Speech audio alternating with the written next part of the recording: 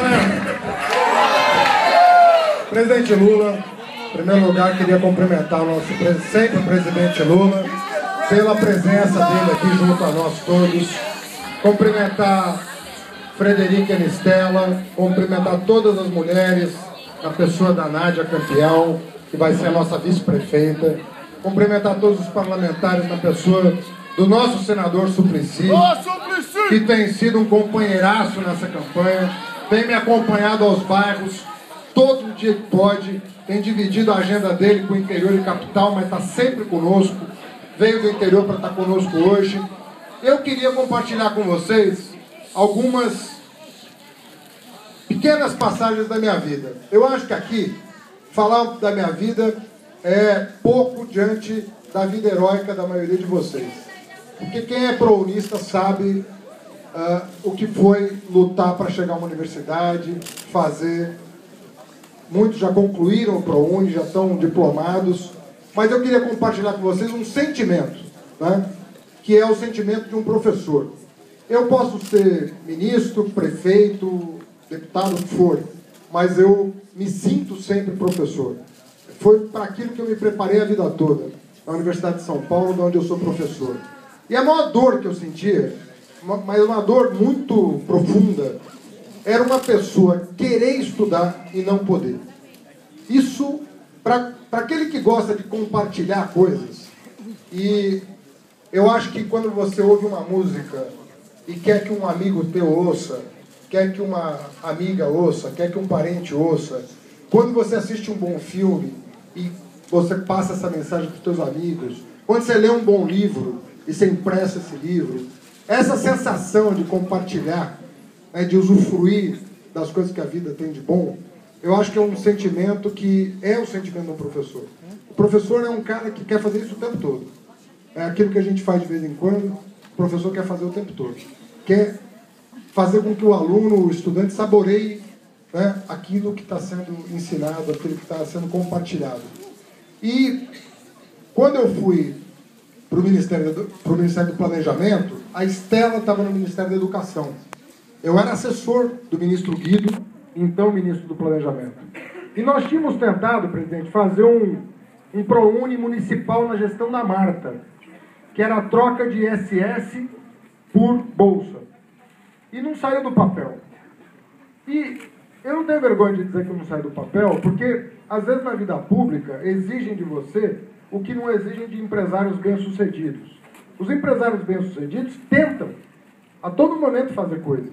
As que dão certo ganham visibilidade. Mas muita coisa que se tenta no setor privado não dá certo. Mas não tem lá um jornalista para anotar. E às vezes exigem no setor público inovação, mas querem que você não falhe. E isso não existe. Quem quer inovar vai falhar. Mas se não desistir, vai conseguir atingir seus objetivos. Quando a gente lançou um ProUni municipal, não deu certo.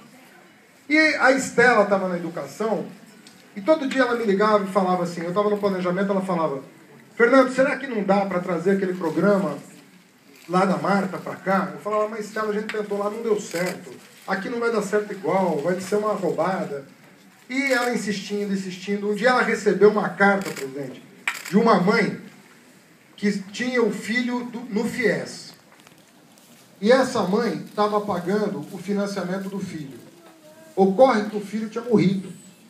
E ela estava com a dívida e com o filho morto, pagando o financiamento estudantil. Porque o FIES sequer tinha seguro de vida.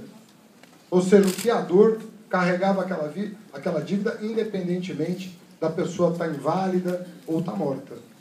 E naquele dia, o telefonema que ela me deu foi tão, vocês podem imaginar, né? Trágico, assim, né? Que eu falei, bom, vamos começar a pensar alguma coisa, né? E aí ela começou a estudar do lado da educação, eu comecei a estudar do lado do direito, do lado da Constituição, da legislação. E aí nós começamos a ver em algumas semanas que aquilo ia dar samba. Falei, puxa, mas tem um negócio aqui que pode dar certo. Nos dizeres de um mantenedor, de um grande mantenedor de instituição privada, viu, Daniel? Ele falou, algumas pessoas sabem fazer omelete sem quebrar os ovos. O Haddad e a Estela fizeram um omelete sem ovos. porque a gente não pagava, a gente não pagava o tributo, eles transformavam o que a gente não pagava em bolsa de estudo. E aí vocês conhecem a história. Mas na época, olha, pouca gente foi a favor. Dentro do governo, eu, a Estela, Tarso Genro e o presidente Lula. Todo o resto do governo contra, inclusive dentro do Ministério da Educação. Aí a gente foi mostrando para as pessoas, gente, na universidade pública, os pobres não entram, não conseguem entrar. Agora vão, porque nós aprovamos as cotas sociais. Então agora vão. Mas as cotas levaram 8 anos para serem aprovadas. 8 anos. Dadas as resistências todas, e vocês conhecem aquele que foi o mais resistente de todos, senador Demóstenes Torres, conhecido de vocês, que ficou no Senado sentado em cima do projeto, não deixava tramitar. E era o baluarte da moralidade pública. Agora que ele foi para casa, o projeto passou. Né? O projeto passou. 8 anos de tramitação. Mas a gente dizia na época, em 2004, olha, como é que o pobre faz? O pobre não entra na universidade pública e não tem dinheiro para pagar a universidade particular. Como é que faz? E aí, conseguimos convencer o governo, o presidente Lula determinou que a área econômica concordasse com o projeto. Né? Falou, tem que fazer, nós vamos fazer. Foi para o Congresso, uma guerra no Congresso, para aprovar. Passou no Congresso, a oposição entrou no Supremo Tribunal Federal para tentar derrubar o programa no Supremo Tribunal Federal. Ou seja, passou pelo Executivo, passou pelo Legislativo, passou pelo Judiciário. Hoje está consolidado o programa. Mas recentemente que o Supremo proferiu o acórdão dizendo que o ProUni era constitucional. Foram anos e anos e anos de guerra jurídica em torno do programa. Para vocês terem uma ideia de que pode parecer simples governar, mas se não tivesse Tarso Genro ministro, Lula presidente, companheiros nossos no Congresso Nacional, Suplicy no Senado e assim por diante, Paulinho Teixeira na Câmara, não conseguiríamos vencer. E nós teríamos 1 milhão de pessoas a menos com acesso à universidade no Brasil. Um programa. Nós fizemos 40 programas desses. O Piso Nacional do Magistério, fizemos a Universidade Aberta do Brasil, fizemos o Reúne, que duplicou as vagas das federais, criamos os institutos federais, que triplicou a oferta de educação profissional na rede federal.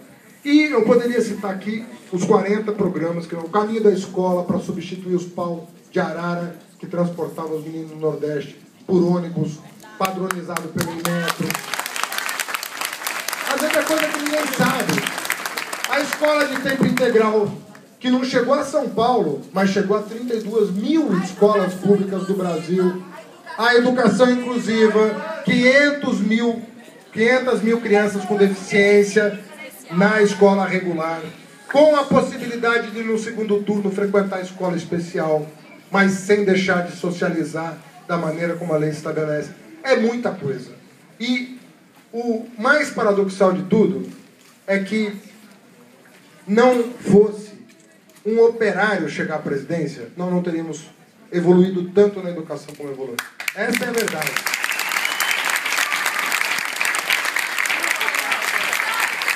Porque o antecessor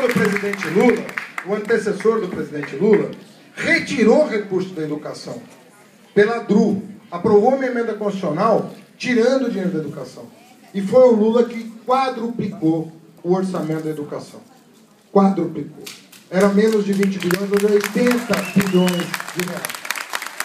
O orçamento do Ministério da Educação hoje, presidente, é o dobro da cidade de São Paulo, que é um dos maiores do país.